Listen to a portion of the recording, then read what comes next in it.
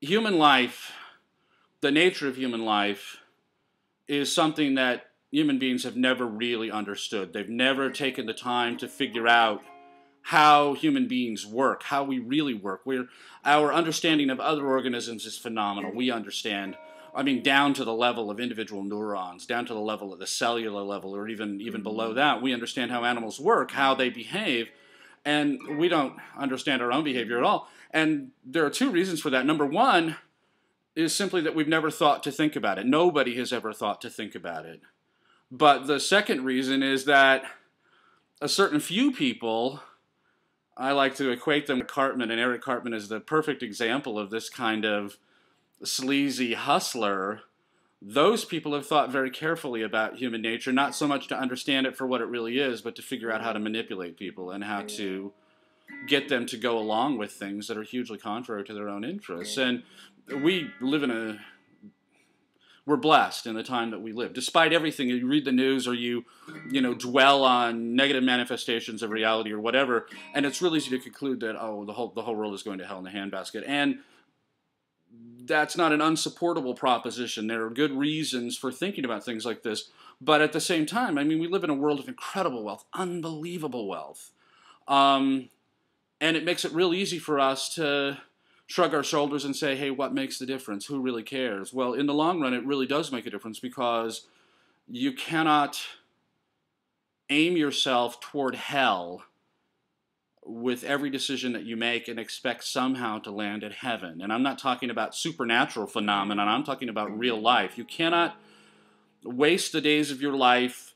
You cannot waste your money. You cannot waste your intellectual capital. You cannot waste your moral capital all the time and expect to have riches in your mind in the future. You are squandering wealth that cannot be replenished, that cannot be replaced. You are wasting time that cannot be replaced, and eventually that will catch up to you. And I mean you particularly. I mean, in terms of civilization, it's obvious that the course that human civilization has been on since the death of Socrates, since the advent of Plato, frankly, that course is destructive to the interests of human beings. And, throughout human history, we've been very careful to maintain a careful balance between insanity and sanity. And so we indulge this stupid insanity, but we indulge it, for an hour or two a week, and we throw money in the offering plate, or we write a check to, some communist organization or something like that. And when I say communist, I mean a whole lot of organizations that are not officially communist. So save your emails. We give lip service to anti-humanistic ideas, anti-human ideas, but fortunately we don't follow through on that, thank God.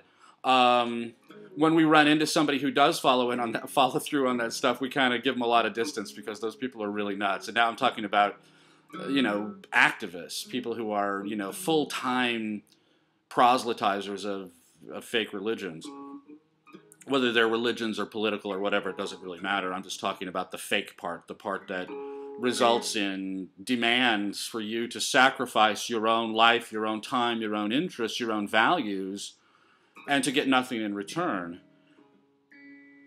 The argument that I make in the book is dead set against all of that, and instead argues that the cardinal value of human life is the self. And I define the self in a particular way, and you have to read the book in order to, I'm not going to summarize in a video the argument of the self that I'm making, but the argument of the book is that the self is the cardinal value of your life. The one thing that you've always been commanded to reject, to renounce, to diminish, to destroy, is the one thing that really does keep you alive. And I will, I can equate it with the mind and I can equate it with the body, but really it is an idea of your life that is the most precious value in your life. And the higher you evaluate yourself, the greater attention you give to pursuing your own values, the happier your life is going to be, the better overall your life is going to be, and the better person you will be for everyone around you. You'll be a better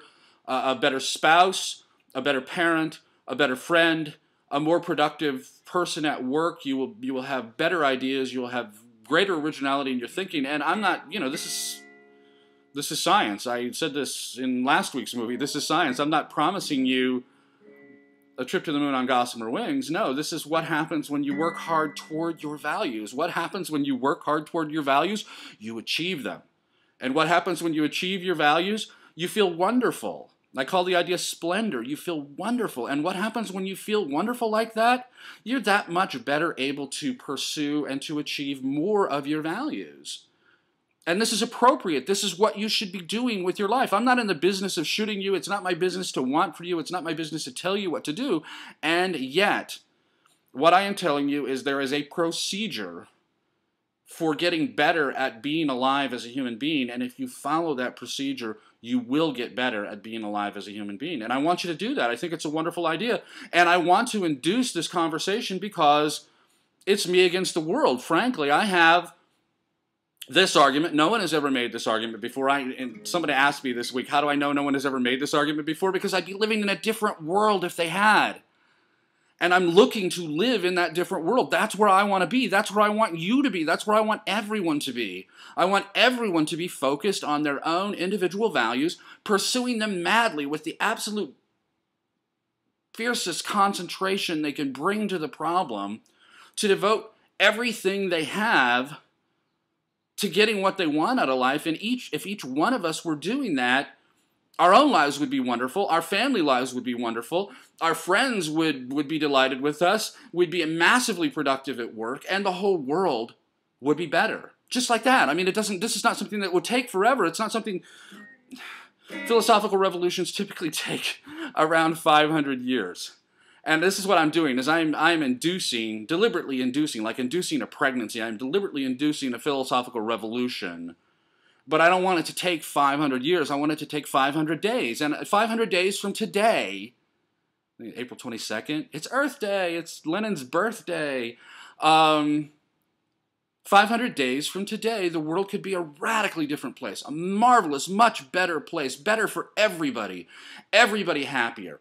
Everybody more productive, everybody richer, everybody more serious about everything, and yet everybody more joyous about everything because they'd be living lives of splendor. And this could happen just like that.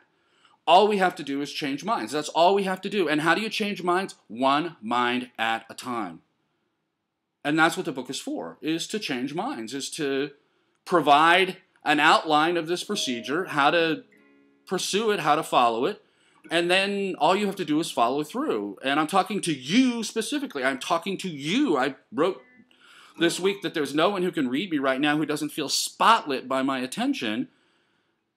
And that's intentional. I'm doing that deliberately. I am talking right into your eyes right now. I am talking right into your mind.